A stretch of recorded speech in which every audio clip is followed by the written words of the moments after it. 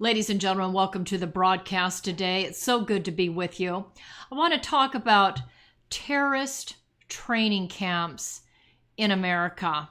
I've been talking with a former United States Marine Corps NCO veteran, and he's been doing a tremendous work on this, and we want to bring it to your attention.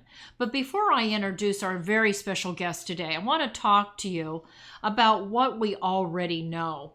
So a report that came out in 2019 by the Washington Institute. Again, this is from the Washington Institute. It's copyrighted in 2019. It's referred to as a conference report. The title of the report that you can find on the internet is called The War on Terror, Next Phases, the Middle East Dimension. And this particular report, going back to 2002 and the Weinberg Founders Conference, talks about how prior to 9/11, there were terrorist training camps that were identified in the United States. Now, again, ladies and gentlemen, this is prior to 9/11. And so prior to that time, there were terrorist training camps in the United States, but there was never any political will to go after and actually investigate and arrest the individuals involved. You say, why is that? Well, according to this report, The War on Terror, that came out a year after 9/11 and has been republished, reprinted for use here. These radical Islamist groups were not targeted because there was fear that such action would be perceived as Muslim bashing. So the same thing we face in 2019, i.e., the fact that many people across the political spectrum in Congress and individuals, members in the White House, there's concern about presenting themselves as individuals that are Islamophobic. And this particular report talks about how the Bush administration, following 9/11, said that America would not rest until every terrorist group of global reach was destroyed. Now, that was the position of the Bush administration. The position of a former President Barack Hussein Obama was that you not even mention terrorism in the same breath that you mentioned Islam. So the CIA director, the director of Homeland Security, the defense secretary, the national security advisor, these individuals that work for former President Barack Hussein Obama didn't mention terrorism with respect to Islam. And I thought it was interesting that even back in 2002, in this report, The War on Terror, Next Phases, it talked about how federal authorities, again after 9/11, and under the Bush administration, went after a terrorist cell that was located in Portland, Oregon. This particular cell was a group of individuals that were founders of the Global Relief Foundation. Just so many of you know, many terrorist groups here in the United States have Islamic charities that act as front groups. And this Global Relief Foundation had direct links and funding to Al-Qaeda. Now, again, this report you can look at for yourself. I think it's extremely important. But there's another book that was written. Now, this book was written in 2012. I want to talk about that for just a moment. It's called Twilight in America, The Untold Story of Islamic Terrorist Training Camps Inside America. It was written by Martin Mayer, Mawayer. Again, Twilight of America, The Untold Story of Islamic Terrorist Training Camps Inside America. It talks about how Muslim compounds were allowed to operate freely as terrorist training camps because they were considered to be exercising religious freedom. And so even though these were citizens, American citizens, they were working on and developing armies in order to take on individual cities and towns across America. Looked it up on Wikipedia. A terrorist training camp is a facility established to train individuals in the ways of terrorism, to create an army of individuals. On Wikipedia, there are 2 camps that are discussed, one in Bly, Oregon, by a group led by Abu Hamza al-Masri in the late 1999 and early 2000, with a Taliban supporter from the United States, and Ernest James Ujama. Wikipedia also talks about another camp in New Mexico that in the summer of 2018, they were involved in terrorist training of children. And some of you will remember that there were 5 adults and 11 hungry children, ages 1 to 15. Later, they found a very small child that had died there. I found another report about the FBI uncovering a homegrown terror training camp in Alabama this year on May 10th. So again, there's a tremendous amount of work going on. The threat of domestic terrorism, according to the FBI Assistant Director for Counterterrorism, Michael McGarity, he says there are 850 open domestic terrorist investigations. They are in every region of the United States. They're occurring in 22 states across the country. And so I wanted to have, excuse me, ladies and gentlemen, I wanted to have this United States Marine Corps NCO, who's now the owner of an organization called GOODNOW Frontier Security Services, on the broadcast today. This is a man who's devoted his life to protecting the American people. Mr. Goodnow, welcome to the Denice Gary Show. Thank you very much for that kind introductory. Thank you so much. Ladies and gentlemen, Mr. Goodnow is an individual that's been working with a retired admiral that was involved in the director of planning operations for NATO. Another individual he's been working with on this project is a retired lieutenant colonel that commanded a special forces company and 3 special forces operational detachments. The third individual that LLOYD GOODNOW, Mr. LLOYD GOODNOW, United States Marine Corps NCO, has been working with and uncovering and researching these terrorist training camps in America is a retired colonel who served as the division chief for current operations in the Mobilization and Readiness for the United States Army Reserve Command. I have to say, Mr. Goodnow, that, when I looked at your website, and again, ladies and gentlemen, I encourage everybody, especially individuals looking for security, to check out GOODNOW Frontier Security Services. They specialize in executive protection services and threats based on hazard assessments. You specialized in this area. Is that correct, sir? Yes, I was trained by Lieutenant Colonel Hartsook with all hazards assessments, who was, trained by DOD. So that DOD training was passed along to me, and to provide security is what we do is proactive. It's not reactive. So, we mitigate the threat before it happens. We assess it and mitigate it prior to it happening, and that basically is where all of this came into in 2014, when I took it upon myself to investigate all these Muslim terrorist training camps that are allowed in our country, which are in violation of the law. Right, absolutely. I thought, I know that you began to investigate these training camps, but isn't it true that it was Congressman Yoho that originally asked you to investigate this on his behalf as a United States representative?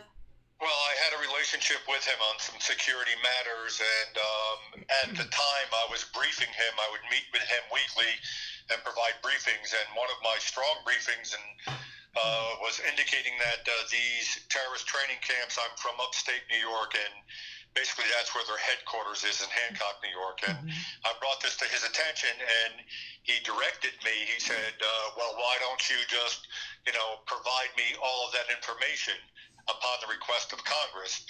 In doing so, I did that with the assistance of Lieutenant Colonel Hartsook, and we did provide the assessments in military special forces format to Congressman Yoho. That later went on to, he hand-delivered those to Mike McCall, Congressman Mike McCall, yes. Congressman Mike McCall, who was supposed to be the liaison, I guess, for Homeland Security. So, long story short, after I hand-delivered that to Yoho, he delivered it to McCall. Then about a week or two later, Yoho comes back and said, well, they have a religious right. So that kind of really bothered me, because no one has a religious right to break the law and to practice terror and to train individuals to do harm against any American citizen. So let's being said, I'm sorry, go ahead. So let's ask you. I need to ask you about that. So the fact that Congressman Yoho, and you said is a representative from New York, is that correct? No, Yoho is from Florida. I reside in Florida now. Okay, you reside in Florida. Yoho's a congressman from Florida. He asked you to provide these observation reports that you put in Special Forces format, because you've been working with a Special Forces Lieutenant Colonel Hartsook, right? And so, yes. And this, what I don't understand and what's not clear is that why is it that Congressman Yoho came back to you and said that Muslims have a quote-unquote religious right to practice jihad or the exercise of preparing for jihad or holy war on U.S. soil? That must have been a red flag to you when he mentioned that they had a religious right. Did you question Congressman Yoho about his statement that this was a religious right to practice jihad? No, I didn't directly question him, because he got that from McCall, and disgusted and exasperated. What I try to do, and this will be indicated further in this conversation if I'm allowed, is I will circumvent. If I'm not getting the results that I want, which are only in the guidelines of the laws that are written here on the books, if people are in violation of the law, and if people are turning a blind eye and a deaf ear, I'm going to go around them and try to get results, to protect our country and all the legal American citizens in our country. Oh. No one has a right here to perform any terror acts against us. Right. I looked at a letter that you had written, that you sent me, that you had written to Congressman Mike McCall, and you indicated in the letter that on December 7th, 2016, in his State of the Homeland Security address, that he was, very pleased to see that you were bringing this matter, i.e. of terrorist training camps, which we've known about for a long time. I mean, the fact that I shared out with the audience, and this is a bit concerning to me. I shared out a piece that originally was published in 2002 by the Washington Institute for Near East Policy, and a piece that concerns terrorist training camps and the fact that one was the federal authorities recently broke up in Portland, Oregon. So in light of that, and in light of the fact that just this year alone, the FBI uncovered a homegrown terror training camp in Alabama, and we've got by the way, it's Macon County, Alabama, and we've got the FBI Assistant Director for the Counterterrorism Division, Mike McGarity, telling lawmakers that there's over 150 open domestic terrorist investigations. I'm still a bit confused about McCall, Congressman McCall and Congressman Yoho from Florida, not picking up on these investigations. I also see the letter that you wrote to Jeff Sessions back in 2017, the former director of the FBI. Have you have you sent maybe a new letter addressed to the current director of the FBI? I have not. I will list in a moment those who I did contact, what agencies. I did receive a response letter from the Department of Justice, Sessions, and they said, "Dear friend," and they gave me a special ID number, 800 number, and they said, "If you haven't heard from us within 60 days or 90 days, please contact us again. Thank you very much."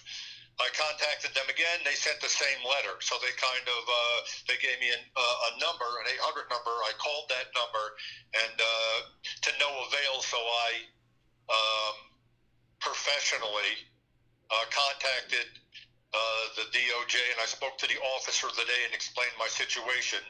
But let me just, if I may, I have sent those type of letters since 2015, and the responses, have been carried over for the years from 15, 16, 17, 18 to FBI, DHS, DOJ, DOD, CIA, Department of State, USMCIG, Mike McCall, Sheriff Clark, Clay Higgins, Tillerson when he was in office, Eric Trump, and I did try to send them to our president, but they all got squashed, and I've received no confirmation back from any agency except the ones from the DOJ, which were kind of just a form letter saying, here's your number, thank you. But I've been sounding the alarm since basically 2014.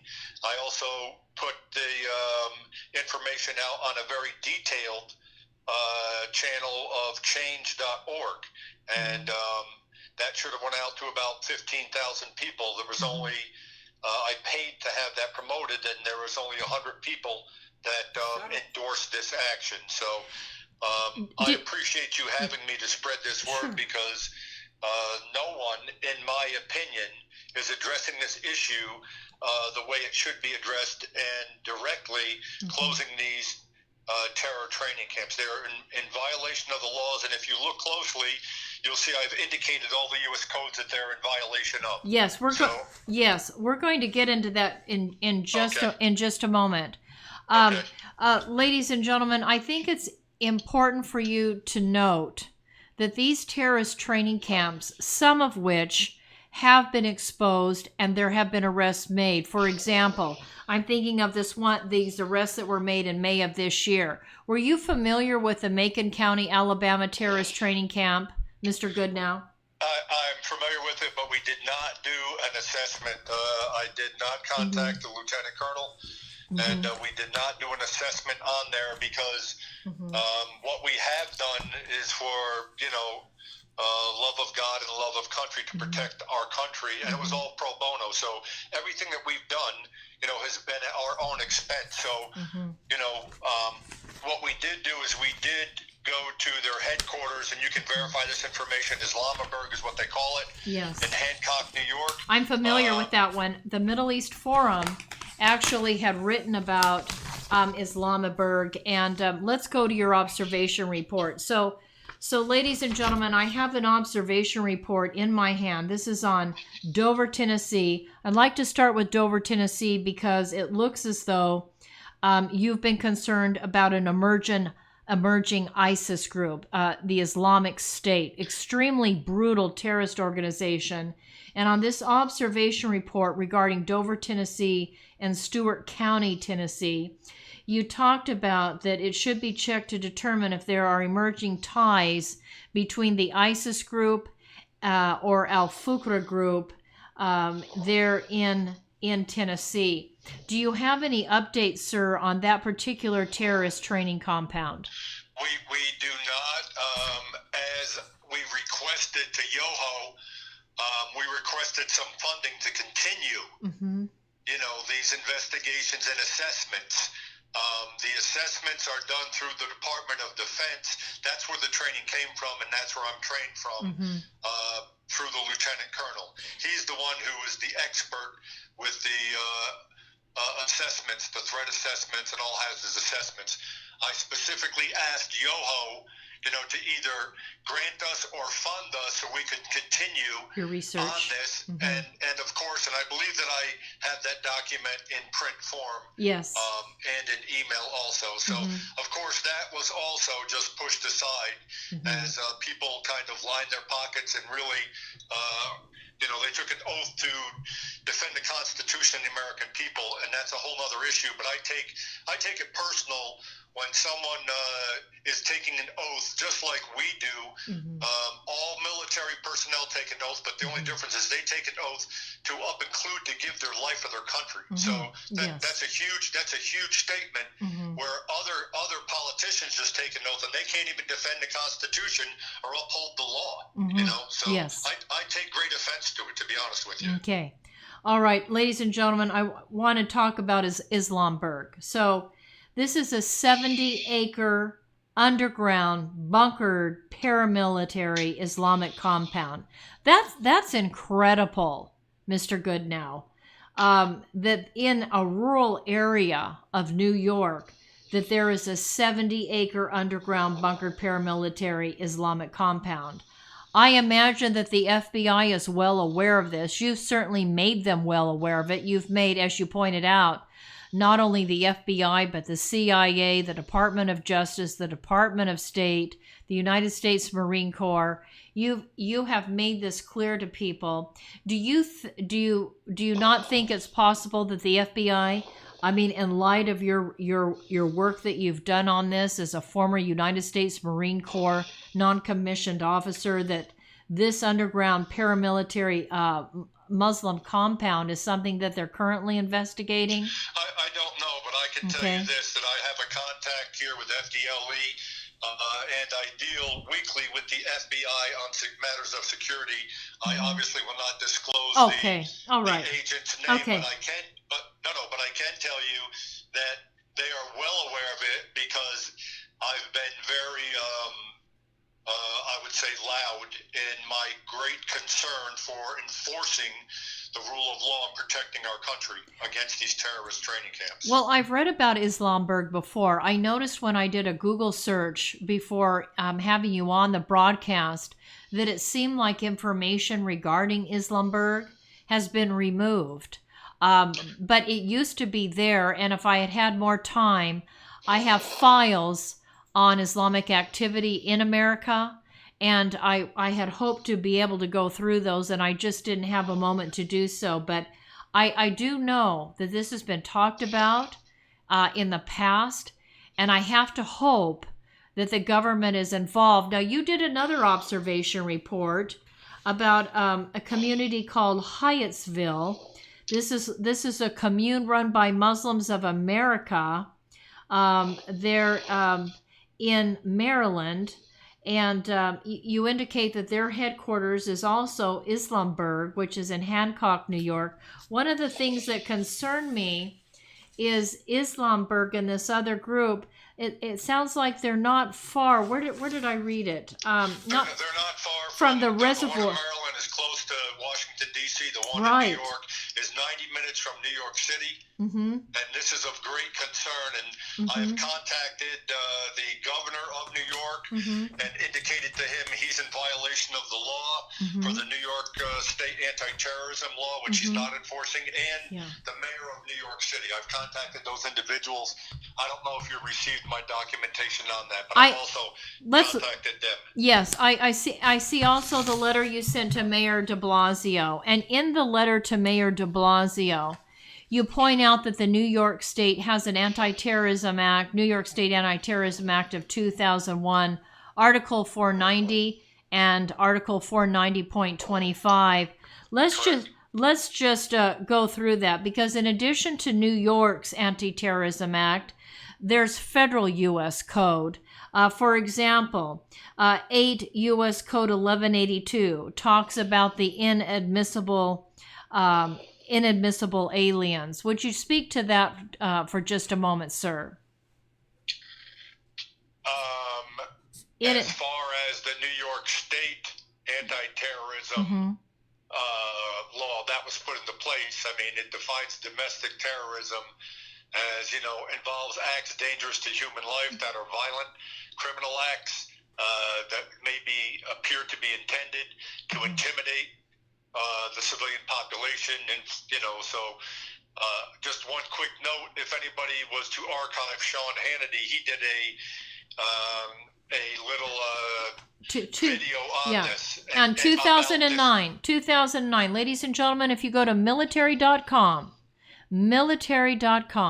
Sean Hannity, well, you in your subject line on the internet, type in terrorist training camps in the United States.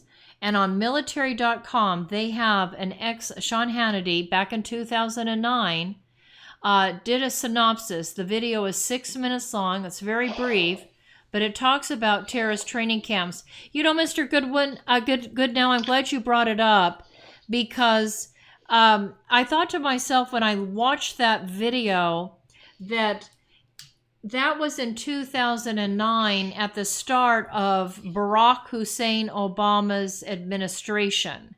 Correct. And I noticed that Sean Hannity, from what I could find, has not done an update on terrorist training camps. Do you think there could have been some pressure from the Obama administration? That's a speculation. I really can't comment on that without 100% accuracy. Okay. I pretty much deal strictly in fact, and my hypotheses, although they're mine, I would like to speculate on items, but I don't want to, or matters, I don't want to really get into that without factual information. Okay. But I know if I was to dig deep enough, I would be able to find stuff. I'm shocked and appalled, that all of the agencies that I've listed, and even the New York State troopers and FBI, and I told you about the FBI, I'll tell you about that, where the calls go, but they're still allowed to exist. What happens if we had a Christian training camp? You'd have every ABC agency on you, and they would close it down in a matter of seconds, So I'm just my pursuit is relentless. My disappointment with Yoho and McCall and pretty much all of the agencies. I'm hoping, dealing with the FBI agent that I'm dealing with, I'm in correspondence with him weekly, and I indicated to him if I challenge an agency, and say why, they kind of take that as a threat. And they called me July 3rd of 2019, and I said, apparently you guys aren't going to do something about it. I said, I will. And they go, well, that's a threat. I said, no, it's not a threat. Let me correct what I said so you'll better understand it. I meant I will get on the air. I'm going to continue to spread the word. I would never do anything that's illegal or, break any law. But, our hands are tied because we're not getting the support that we need, and the agencies are not doing their job. That's dereliction of duty.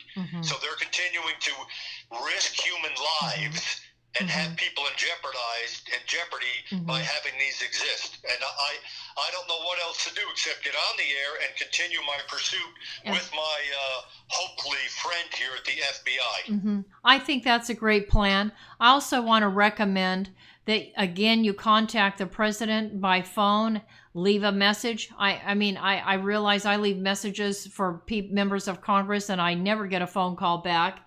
But I do believe that it's important to make the call and put the word out there so that there's that possibility that while they might not speak to you directly, they might ask individuals directly under them to look into it and find out and go after what it is you're talking about. So I do think it's important. I remember talking to individuals that were in positions of authority in the United States government, and they said, every call that's made, those calls, those messages, basically get to the president. And not to necessarily ever return the call or get back to you precisely and succinctly about the issue that you've raised, but the messages get to him. And if other people listening to this broadcast contact the president to ask the question of the president, what is the FBI doing? What is the CIA doing to investigate these terrorist training groups that we know are operating in the United States? Again, I shared an individual that's working for the FBI Counterterrorism Division said. There's over 850 open investigations on counterterrorism today. I remember when James Comey, who I hate to even mention his name, I cringe to mention his name, but I do remember, and I believe him when he said there are terrorist groups operating in all 50 states. I believed it then, I believe it now. So the fact that he knew it then, and we know it now, and you continue to do your work as somebody that is the owner and operator of a company that's involved in these investigations. I know that you're there in the forefront. I'm looking at. I wanted to go back, sir, before we kind of wrap things up today. Federal U.S. Code. There's the 8 U.S. Code 1182 on inadmissible aliens. There's 8 U.S. Code 1324 on bringing in and harboring certain aliens. I wanted to ask you about that. Based on your research and understanding of these terrorist training cells here in America, are they bringing in specific individuals to help recruit and do training? Are you aware of that, sir? I have no exact knowledge of that, but if you were to follow and investigate, do your own investigation and see those who have been here, would you admit that MS-13 gang members are bringing those in and harboring them, having an illegal alien on national TV during a campaign is a violation of the law. Anybody who's in violation of the law should be dealt with accordingly. So, well, Governor Newsom, the governor of the state of California, under his administration, they've hired illegal aliens to work for the state of California. It's up to the federal government, just like these cities here, like this guy Poe up here who wanted to make Gainesville, Florida, a sanctuary city. He's in violation of the law. Yeah, that's a violation of the law. I don't understand, and which I posed this question to my FBI. Why? Here's the law they're breaking. Why don't you either get a warrant or just go flip your badge and say you're in violation of the law? We have to detain you. I don't understand what's so hard about it. If there's a lack of political will, sir. I believe there's a lack of political will. It's, I shared at the opening of this broadcast a report from the Washington Institute, and it said there were laws in the books prior to 9/11 that made it illegal to have a terrorist training camp. That's illegal. But there wasn't the political will to go after them then. And my concern is there's not the political will to go after them today. You recall, sir, when President Trump was running for president in 2015, he said that he wanted a moratorium on individuals coming from Muslim-dominant countries in which we had no embassy and no sure way to be able to vet individuals coming in to know if these individuals were safe or if they had ties to terrorist groups. Because we wouldn't know, because we can't know, because there wasn't the diplomatic mission set up in those countries to really know. The current president of the United States was practically crucified. He's been called a racist and an abominable person just because he wanted a brief moratorium placed on individuals before they could be properly investigated.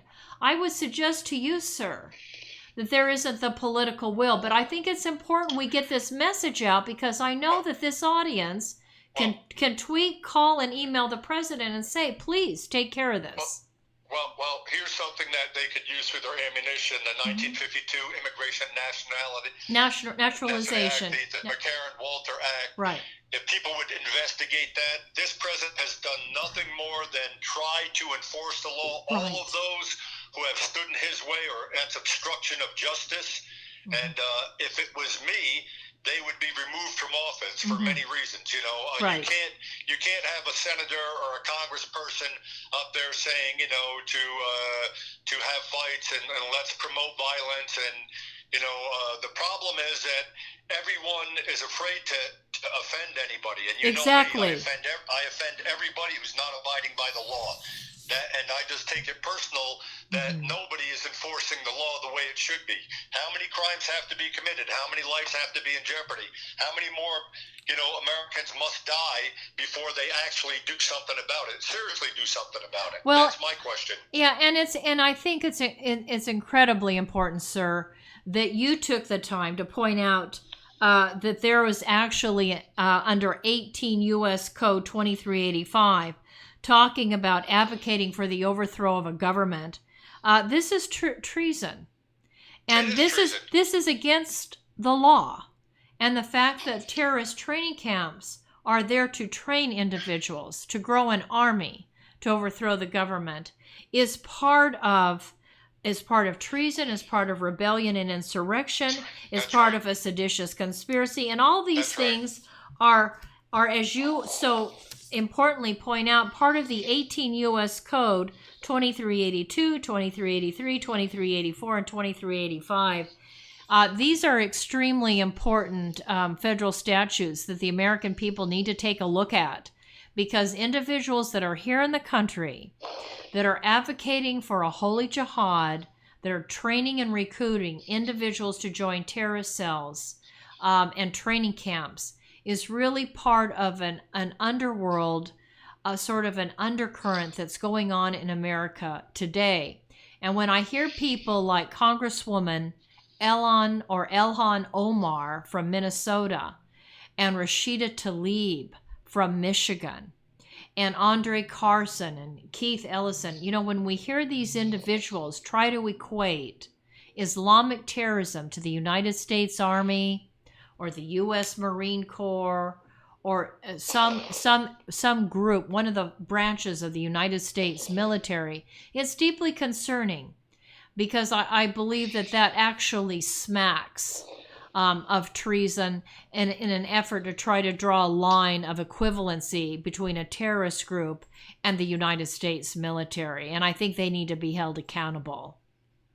That's basically my mission. I have the video of one of the squad there saying that, you know, their plan is to make this a Muslim nation, and you know, that's illegal. We were a Judeo-Christian nation. That's what we're founded on, and the McCarran Act reinforces that. Anyone who wants to do that, you know, is in violation of the law. So I hope and pray for, you know, the leaders that we have, and especially the individuals in the agencies, that they get the gumption to take their job seriously and look at the big picture, you know, because we cannot have America being destroyed and being dismantled when that guy was in here, that last president guy. So President Barack Hussein Obama. I think that was him. Hussein. That's him. Yep, that's him. Yep. I think it's important that we really pray, because the political correctness that seems to dominate the conversation in the written press, and of course in the news media, on television and radio, this term Islamophobia and racism is a term bandied about very loosely these days. And it seems as though to talk about Islam and the threats that individuals that adhere to the letter of the law in the Quran and the Hadith, which call for a holy jihad against infidel nations such as the United States.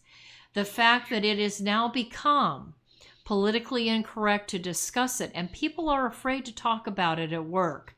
People are afraid to talk about it in schools and at university campuses, because they don't want to lose their position. They don't want to be branded a racist or an Islamophobe.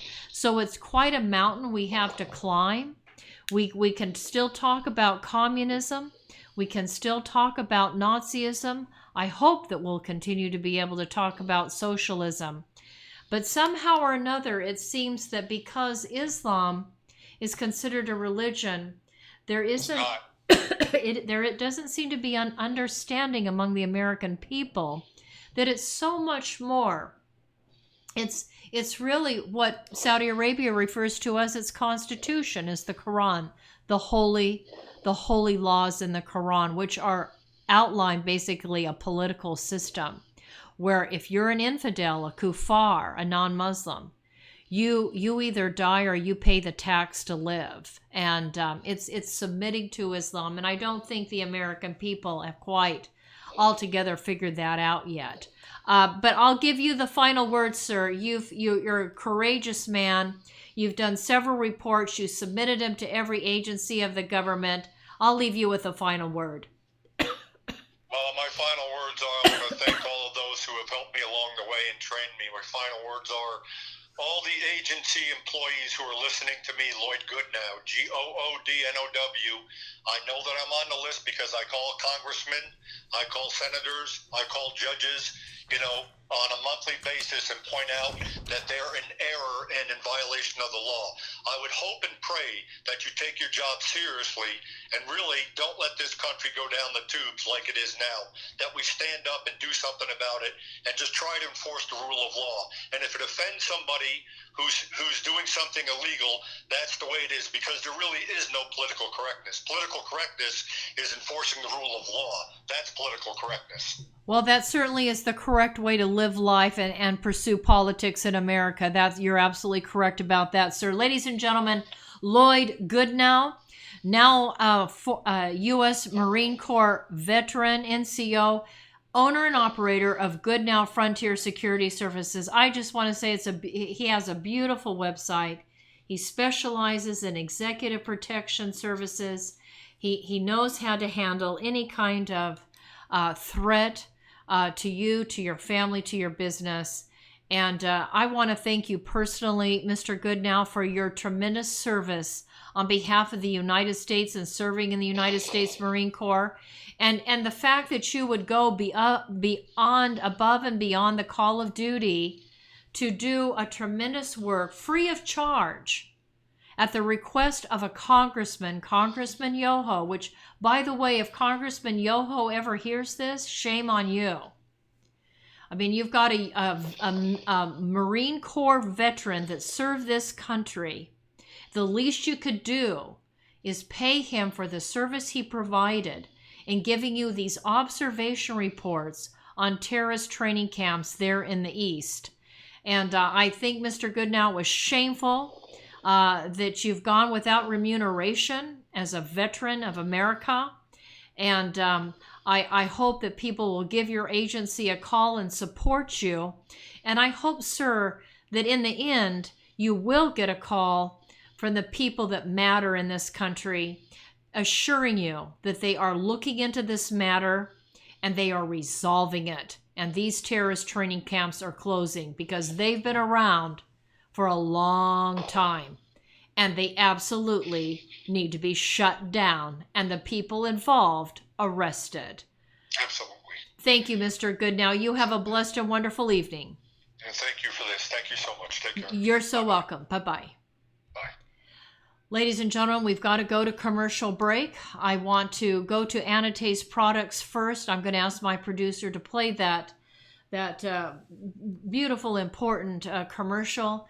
That's a company that's owned and operated by another former Marine Corps veteran, Scott Baker, the owner of Anatase Products, that can provide anything that any major defense contractor needs for military equipment, anything that flies, satellites, etc. Let's listen to Anatase Products and Frugatti's. And President please, Trump would you has tell security as national these companies security. and in the Frugatti's Tehachapi restaurant Mountains of Kern, that you heard their commercial on the Denise Gary Show? We'll be right back after President these Trump messages. has correctly stated that economic security is national security. And in the Tehachapi Mountains of Kern County resides It's a United States defense contractor, Denice Products. Here is the Silicon Valley of the aerospace industry, right here in East Kern. Denice Products is a forward-leaning manufacturer and distributor of hardware sold to major defense and aerospace companies. We're talking about Boeing, Lockheed Martin, United Technologies, Northrop Grumman, Raytheon General Electric, and on the list goes, as well as to every United States ally worldwide, including Israel, America's most important strategic ally in the Middle East. And for everything that flies, Denice Products is providing the parts. And with me today is the president of Denice Products, Scott Baker. Hi, Scott. How you doing? Scott, tell us why you believe this corner of Kern County is the hub of the aerospace industry. Well, this portion of Southern California here out in the Antelope Valley, it contains, some of the most cutting edge technology going on in aviation today. We have some of the UCAS programs with unmanned technologies going on. We have Edwards Air Force Base out here who's doing continual testing in their area. We have the Naval Weapons Station up there at China Lake doing some fantastic cutting edge stuff, cruise missile technology, and those things are going on. We have Scale Composites locally doing a lot of composite technology, which is new. We have SpaceX, which is a private one, putting a private entity putting things into space now. This area is the growth center for aviation's future, and this is the area I think that as a nation we need to be concentrating some of our effort and taking this technology. And as we all know, with the space program from Apollo years ago, out of these technologies, we the private sector are going to reap some of the benefits of that. Thank you, Scott. Ladies and gentlemen, Scott Baker, president of Denice Products. Denice Products, located in the beautiful mountains of Tehachapi, California, in eastern Kern County, is home to some of the most innovative and specialized technologies in the world, including those at the U.S. Naval Air Warfare Center, Weapons Division at China Lake, Edwards Air Force Base, as well as Stratolaunch, launching satellites capable of delivering multiple orbits in a single flight to space. And it is Denice Products that has provided the manufactured devices, and the president, Scott Baker of Denice Products, Marine Corps veteran, reactivated on 9/11 to monitor threats to the homeland, is carrying on a tradition of providing for the security of the United States by manufacturing every kind of fastener on anything that flies, as well as providing a full testing destructive laboratory. Contact Denice Products, now in business for 30 years, at 661-822-6873. Located at 1314 Goodrich Drive in Tehachapi for your manufacturing and testing needs today. I want to tell you about a place I love to go, Frugatti's Italian Restaurant. Very few locations here provide seating outside in front of a fabulous water fountain with an atmosphere that is reminiscent to me of eating outdoors in Venice. This is real Italian food by real Italians. And what makes it even more so is owner Ralph Frugoletti, who nearly a quarter century ago brought a wood fire oven from Milan, Italy to make, like his mother, fresh homemade bread and pizzas. Moreover, Frugatti's Restaurant offers you not only the very best in Southern Italian cooking, even importing the finest ingredients for authentic Italian food, including a fitness menu. After all, Ralph has represented the United States and Italy, competing in the Master Championship Games. He knows all the right food for good fitness, so check out the menu. After today's broadcast, run over to Frugatti's Italian Restaurant and Catering at 600 Coffee Road here in Bakersfield. And after a Friday, Saturday, or Sunday service, stop into Frugatti's for a great lunch. I'll see you there, and tell Mr. Ralph Frugoletti that Denice sent you. Salute. Buon appetito. Ladies and gentlemen, when you listen to this broadcast, I think it's sad that a man that's spent, several years in the Marine Corps protecting the American people, and now was asked by Congressman Yoho, who then hand-delivered information to Congressman McCall. Neither one of them really honored the work that this United States Marine Corps veteran, Lloyd Goodnow, has performed. And I think it's a shame. And I would really hope that these two congressmen would have an about-face and actually pay him for the work, pay Lloyd Goodnow for the work he has done, and for the service that he provided in bringing this to his attention. I have in my hand observation reports that Mr. Goodnow sent to me that I've read about these terrorist training camps in these various states. And ladies and gentlemen, this is an important work, and it needs to be celebrated and appreciated. And I hope all of you will do what you can to contact the president and your representative in Congress and your senator and tell them, let's get these terrorist training camps eliminated from the United States of America. Thank you for listening to the Denice Scary Show. This is Denice signing off.